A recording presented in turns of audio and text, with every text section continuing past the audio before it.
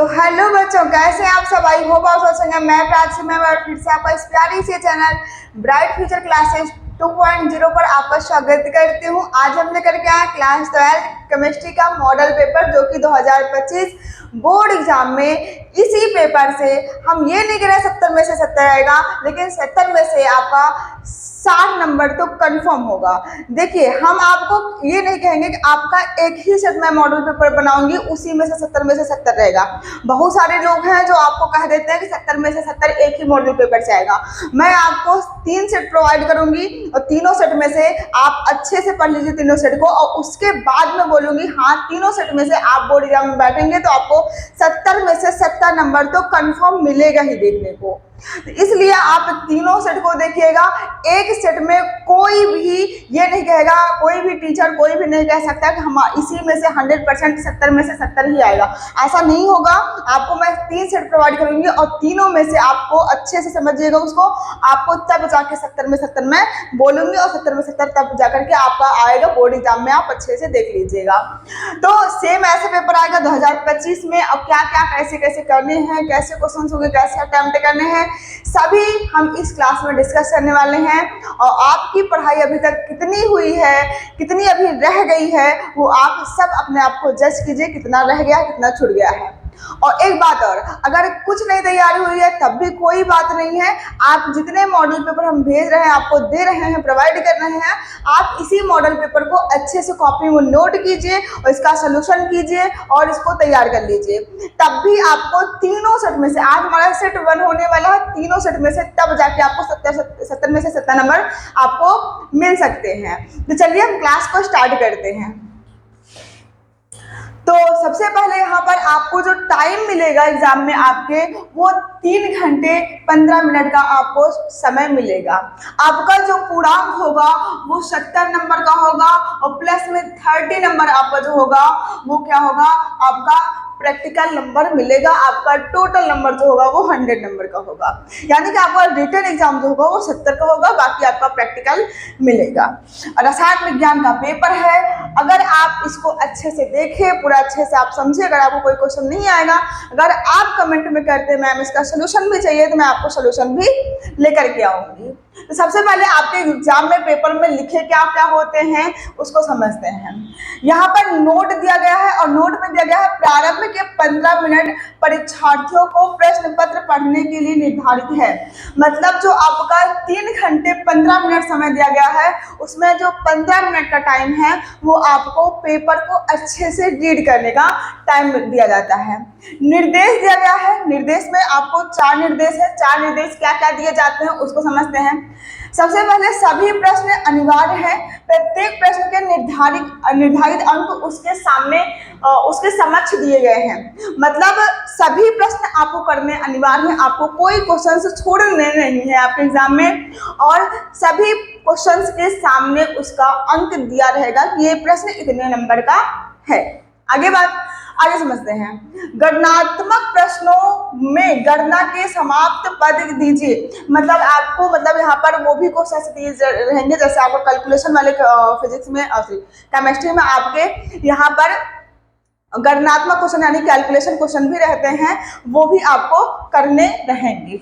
जैसे आपका विलयन चैप्टर हो गया, वैद्युत रसायन हो गया और रासायनिक बलगति हो गया, इन सभी में क्या है, कैलकुलेशन क्वेश्चन वाले हैं। अगला है प्रश्नों के प्रासंगिक उत्तर दीजिए। इसका अर्थ ये है कि अगर आप साल भर नहीं पढ़े हैं तो वहां पर आप जाके ये नहीं लिखेंगे कि सर मेरी मम्मी की तबीयत खराब थी, मेरे पापा की तबीयत खराब थी, इसलिए मेरी पढ़ाई नहीं हो पाई है। इमोशंस नहीं लिखने हैं अपने। जो प्रश्न का सही आंसर होगा आपको वही लिखने हैं। आपको वहां पर कोई गलत आंसर नहीं देना है। तो यहाँ पर जैसे बच्चे लिख देते हैं ना कि सर आप मुझे नंबर दे दीजिए, मेरे घर की कंडीशन ये है वो है, वहां पर आपको प्रासंगिक आंसर देना है। उसके बाद में जहां आवश्यक हो वहां रासायनिक समीकरण आपको लिखना होगा। जहां जरूरत हो वहां पर आपको केमिकल रिएक्शंस लिखनी है, अन्यथा आपको केमिकल रिएक्शन हर जगह नहीं लिखनी है। तो ये आपका जो निर्देश होते हैं वो आपके यहाँ पर लिखे हुए हैं। आगे बढ़ते हैं प्रश्न संख्या 1 पे। पहला प्रश्न आपका क्या होगा, इस प्रश्न के प्रत्येक खंड में 4 विकल्प दिए गए हैं, सही विकल्प चुनकर उसे अपनी उत्तर पुस्तिका में लिखिए। यानी कि जो आपका ऑब्जेक्टिव, पहला जो ऑब्जेक्टिव क्वेश्चन स्टार्ट होता है उसमें आपको 4 विकल्प दिए जाएंगे, उसका एक विकल्प जो सही होगा वो अपनी कॉपी में आपको प्रश्नोत्तर संख्या लिख करके लिखना है उसको। चलिए यहाँ पर देख लेते हैं पहला क्वेश्चन।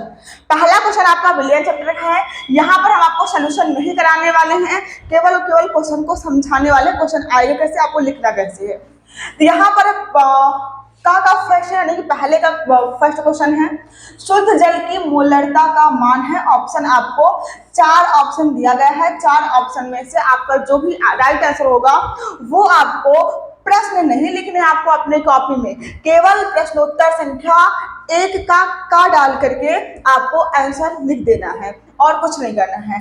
दूसरा, स्पिरिट के नमूने में एथेनॉल 90% WY है, एथेनॉल का मोल प्रभाज, ये भी विलियम चैप्टर का है।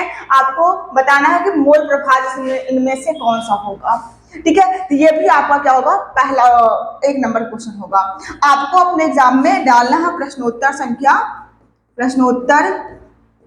संख्या डालना है 1 और 1 का डालेंगे तो आप इसका आंसर लिखेंगे, जो भी आंसर होगा। मान लीजिए डी आंसर होगा तो डी यहाँ पर डाल करके 5.5 लिख करके ऐसे आप टिक कर सकते हैं, नहीं तो टिक नहीं करेंगे तब भी चल जाएगा, ठीक है। ऐसे आपको अपने आंसर देने हैं एग्जाम में।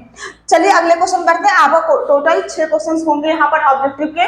अगला क्वेश्चन है आपका रासायनिक बलगतिकी चैप्टर का क्वेश्चन है। ये क्वेश्चन है, प्रथम कोड की एक अभिक्रिया में 50 सेकंड में एक पदार्थ की सांद्रता प्रारंभिक सांद्रता की आधी रह जाती है, वेग स्थिरांक का मान है।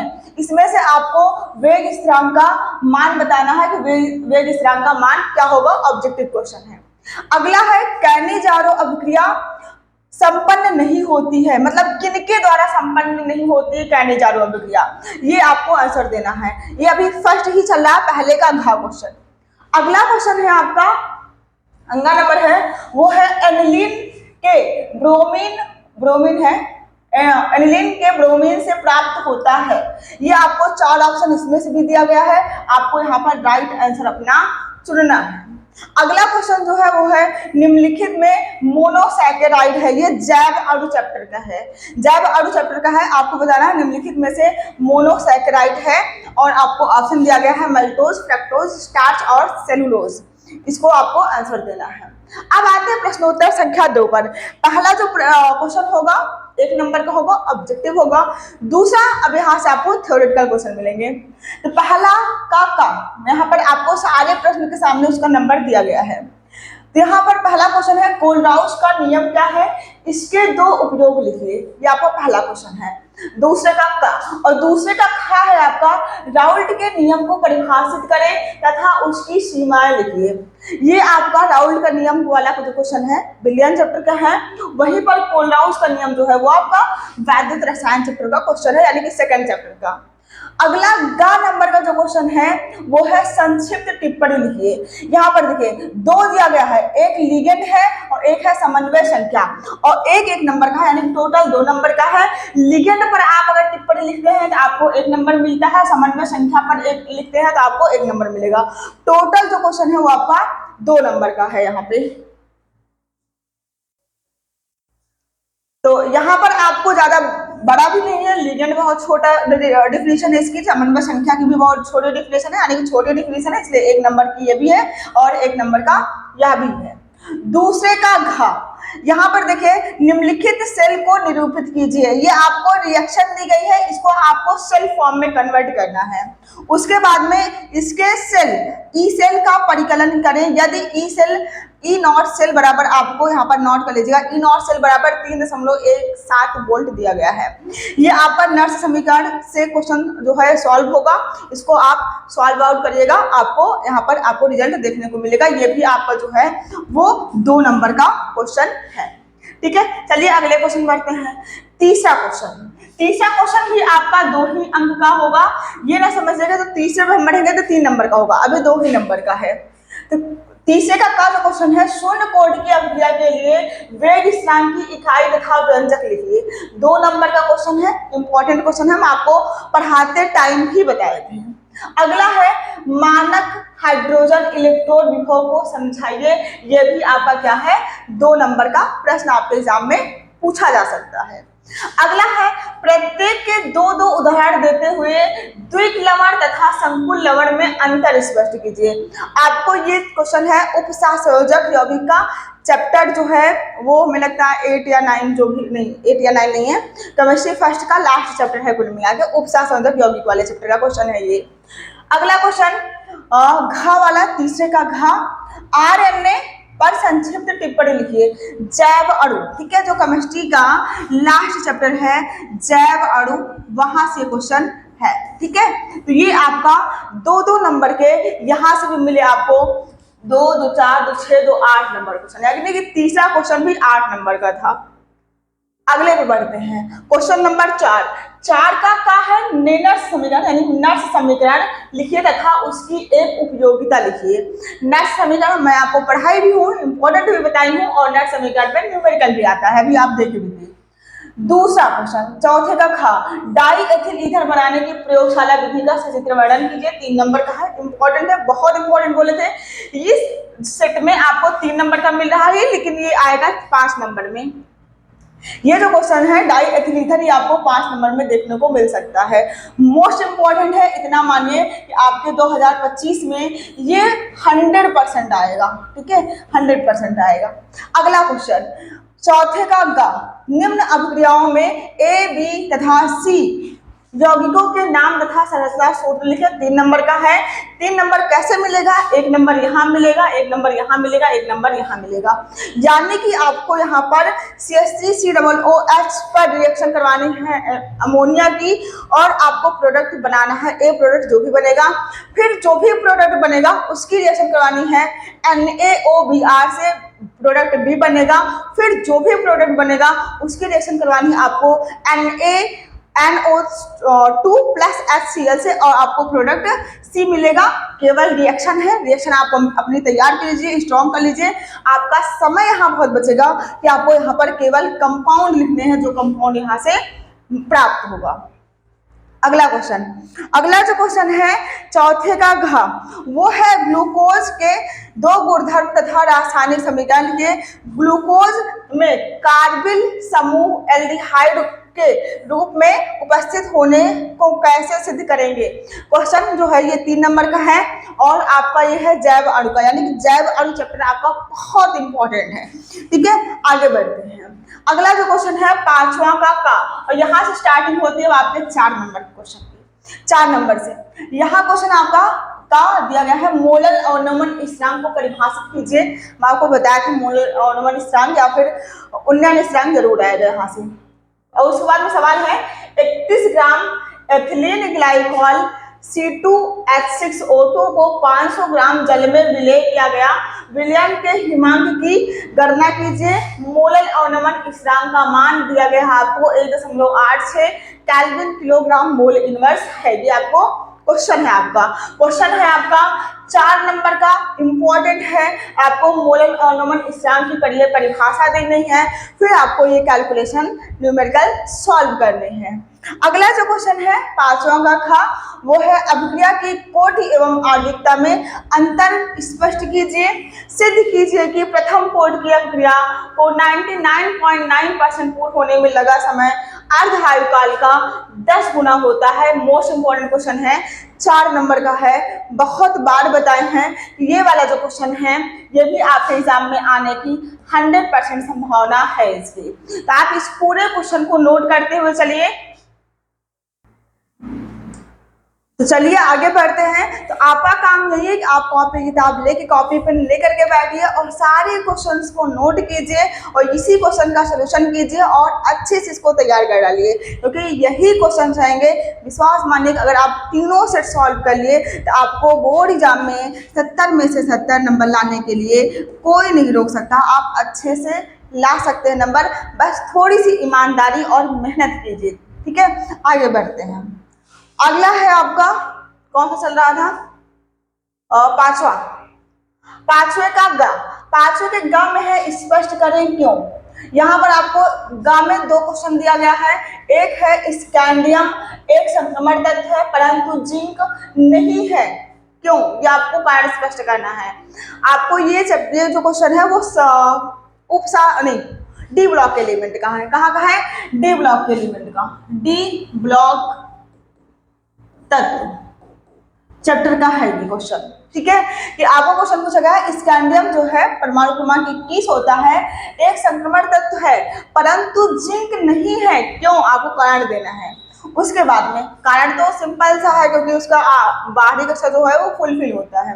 उसके बाद में दूसरा है क्रोमियम 2+ अपचायक है जबकि Mn3+ आक्सीकारक है, जबकि दोनों D4 विन्यास हैं, ये भी आपको कारण देना है। दोनों क्वेश्चन जो है वो डी ब्लॉक एलिमेंट से बिलोंग करते हैं। अगले क्वेश्चन पढ़ते हैं। अगला जो क्वेश्चन है निम्नलिखित उपसह संयोजन यौगिकों के सूत्र लिखिए। 4 नंबर का पूछा जाएगा, फ्री का नंबर है ये, ठीक है। ये जो क्वेश्चन है ये फ्री का नंबर है, आपको एकदम अच्छे से तैयार कर लीजिए, समय कम लगेगा आपको। मैं हमेशा कहती हूँ जो क्वेश्चन में समय कम लगे उस क्वेश्चन को आप ज्यादा नोटिस कीजिए, उस क्वेश्चन को आप ज्यादा तैयार कीजिए। देखिए 4 नंबर का क्वेश्चन है और 4 नंबर का क्वेश्चन आपको करने में हमें लगता है 4 मिनट ही लगेंगे, उससे भी कम लग सकते हैं, उससे नहीं लगेंगे। पहला आपको दिया गया है पोटेशियम ट्राईऑक्सिलेटोक्रोमेट और थर्ड यहाँ पर आपको दिया गया है, नाम दिया गया है, आपको सूत्र इसका लिखना है। उपसह संयोजक यौगिक चैप्टर का है, चैप्टर का नाम भी बता दे रही हूँ मैं। अगला है डाइक्लोरो एथेन फर्स्ट और second, diamine platinum fourth nitrate, ये आपका दूसरा है। यानी कि 2 ही क्वेश्चन हैं और दोनों क्या हैं, 2-2 नंबर के हैं, तब आपको 4 नंबर यहाँ से मिल जाएंगे। चलिए आगे बढ़ते हैं। अब छठे क्वेश्चन पे आते हैं। अब स्टार्टिंग होती है आपके 5 नंबर प्रश्न की, ठीक है। 5 नंबर प्रश्न जहां से यानी कि छठा प्रश्न पे आप जब अपने एग्जाम में पहुंचेंगे तो आपको अथवा में मिलेंगे, 2 प्रश्न मिलेंगे, 2 में से आपको एक करने होंगे। जो आपको आता रहेगा ज्यादा अच्छे से वही आप कीजिएगा, 100% जिसमें श्योर है इसको हम कर सकते हैं वही आप कीजिएगा। यहाँ पर पहला क्वेश्चन है छठे का इलेक्ट्रॉन रागी प्रतिस्थापन अभिक्रिया क्या है आपको बताना है, ठीक है। केमिस्ट्री का है और हमें लगता है हैलोजन एंड हैलोजेंस का है। और क्लोरोबेंजीन के हैलोजन नाइट्रीकरण तथा सल्फोनेशन मतलब सल्फोनीकरण, ठीक है। सल्फोनेशन मतलब सल्फोनीकरण की इलेक्ट्रॉन रागी प्रतिस्थापन अभिक्रियाएं रासायनिक समीकरण सहित लिखिए। अब यहाँ पर आपको कितने बच्चे ये करते हैं कि सल्फोनीकरण या फिर नाइट्रीकरण बना देते हैं, रिएक्शन के बारे में कुछ नहीं लिखते हैं, डायरेक्ट केवल रिएक्शन लिख देते हैं। आपको रिएक्शन सहित यहाँ पर रासायनिक अभिक्रिया बोला है लिखने के लिए, आपको यहाँ केवल नहीं बोला है, आपको रिएक्शन लिखना है, रिएक्शन के बारे में भी थोड़ा सा लिखना है। सारे बच्चे यही करते हैं क्योंकि लॉन्ग क्वेश्चन है।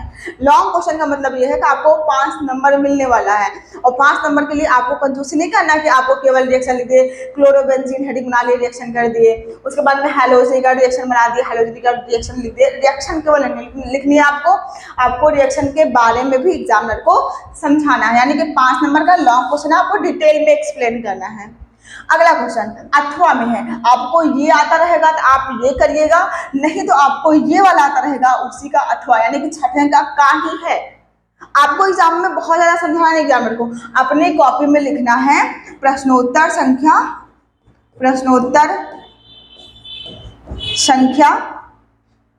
6 का और 6 के का में अब आपको हेडिंग बना देनी है। यहाँ पर आपको अथवा तो आपको मेंशन नहीं करेंगे मैं अथवा वाला कर रहा हूँ या फिर कर रही हूँ, आपको केवल हेडिंग बनानी है। आप अगर कर रहे हैं SN1 SN2 तो आपको केवल हेडिंग बनानी है SN1 तथा SN2 रिएक्शन, ठीक है, अभिक्रिया, ये ठीक है, आपको ये बना देते हैं। या फिर आप ये वाला कर रहे हैं तो आप हेडिंग बनाएंगे इलेक्ट्रॉन रागी प्रतिस्थापन अभिक्रिया, हेडिंग बनाएंगे, एग्जामिनर खुद समझ जाएगा आप कौन सा वाला किए हैं, ठीक है। तो चलिए इसको भी आप नोट डाउन कर लीजिए, फिर हम अगले क्वेश्चन पे बढ़ते हैं। तो चलिए हम आगे बढ़ते हैं इसके आगे। छठे का ख, अब छठे के खा में देखिए क्वेश्चन है अपन निम्नलिखित यौगिक का आयुर्वेद पद्धति में नाम लिखिए। देखिए ये आपको दिया गया है, कंपाउंड दिया गया है, इसका आपको नाम आयुर्वेद पद्धति में लिखना है। अब ये उपशासनोजक का नहीं है, ये आपकी सेकंड जो केमिस्ट्री है उसका ये क्वेश्चन है, आपको इसका लिखना है क्या आयुर्वेद पद्धति में नामकरण। छठे का खा का पहला पॉइंट, और दूसरा ये है आपको निम्नलिखित पर संक्षिप्त टिप्पणी लिखनी है। खा का पहला, अगर आप खा वाला पार्ट करते हैं, ये वाला पार्ट करते हैं तो आपको इसका आयुर्वेद नाम लिखना है, और इन सभी पर आपको टिप्पणी लिखनी है। टिप्पणी में क्या है, राइमर टीमन अभिक्रिया, असम्मित ईथर, विलियमसन संश्लेषण, ठीक है, ये आपको करना है। देखिए आपको काम में दो में से एक करना है, काम में चाहे ये करेंगे चाहे ये करेंगे, ठीक है, दो में से एक करना है। और खा में भी आपको दो में से एक करना है, चाहे ये वाला करेंगे चाहे आप अथवा वाला करेंगे, आपको दोनों नहीं करना, नहीं कंफ्यूज होना है।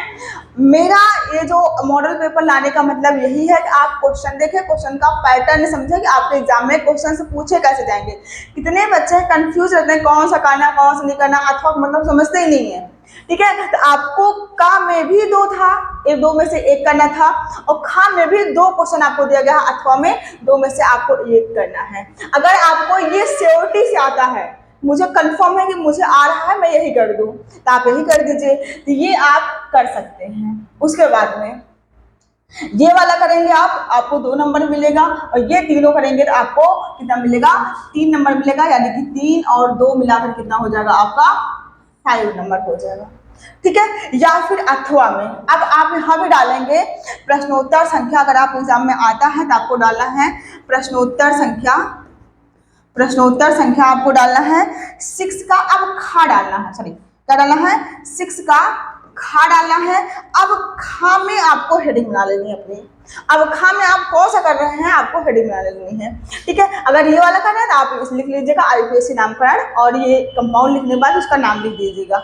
और अगर आप ये वाला अथवा वाला कर रहे हैं तो आप लिख लीजिएगा क्या होता है जब, बाकी आप रिएक्शन करेंगे, ठीक है। तो अगला अथवा है आपका क्या होता है जब केवल रासायनिक समीकरण। अब देखिए यहाँ पर शब्द बोला है केवल रासायनिक समीकरण, अब आपको इसमें रिएक्शन के बारे में कुछ नहीं लिखना है, आपको केवल और केवल रिएक्शन लिखनी है, ठीक है। तो जहां पर रासायनिक समीकरण लिखना होता है तो वहां रिएक्शन के बारे में भी लिखना होता है, लेकिन जहां बोल दिया है केवल रासायनिक समीकरण तो आपको केवल रिएक्शन लिखनी है, रिएक्शन के बारे में कुछ नहीं लिखना है।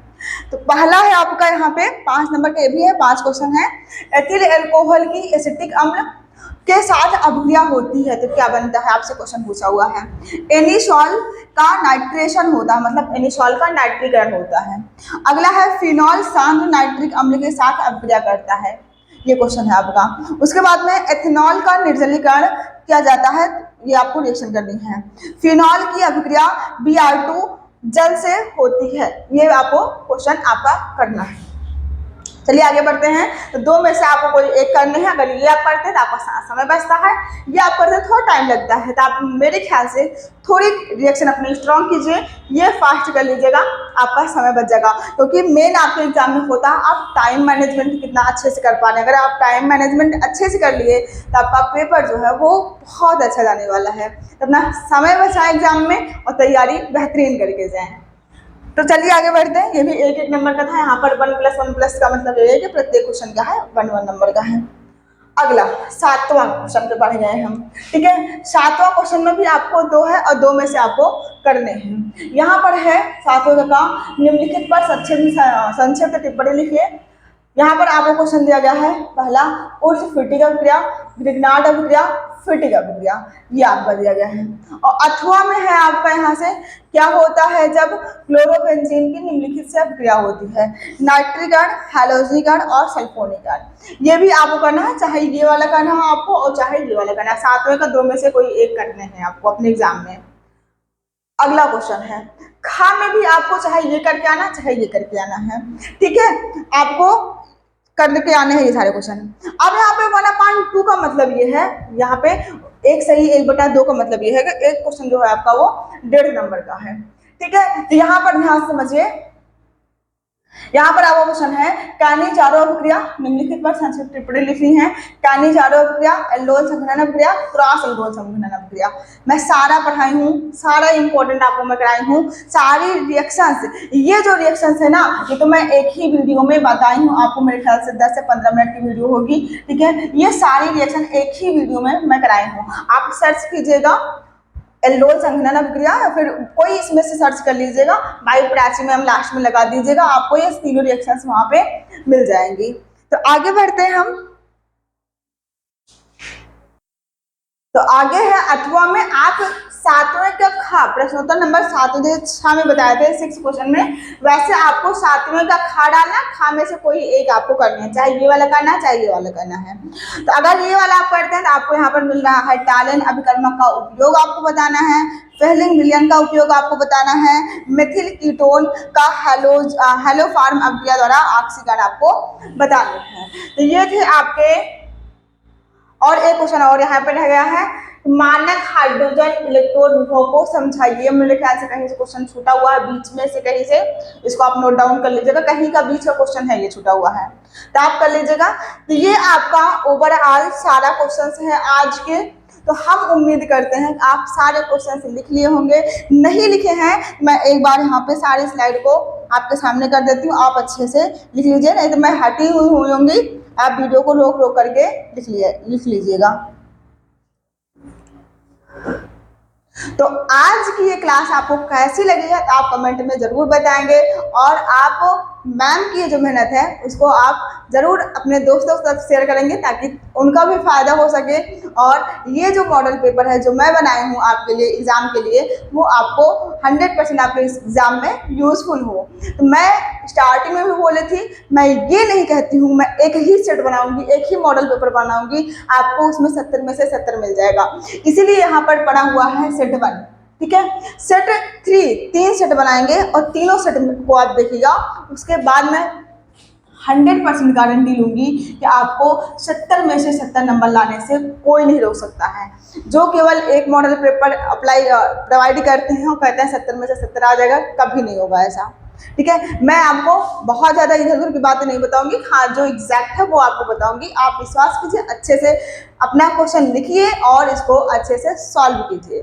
क्लास कैसी लगी है आप कमेंट में जरूर बताएंगे। Thank you so much.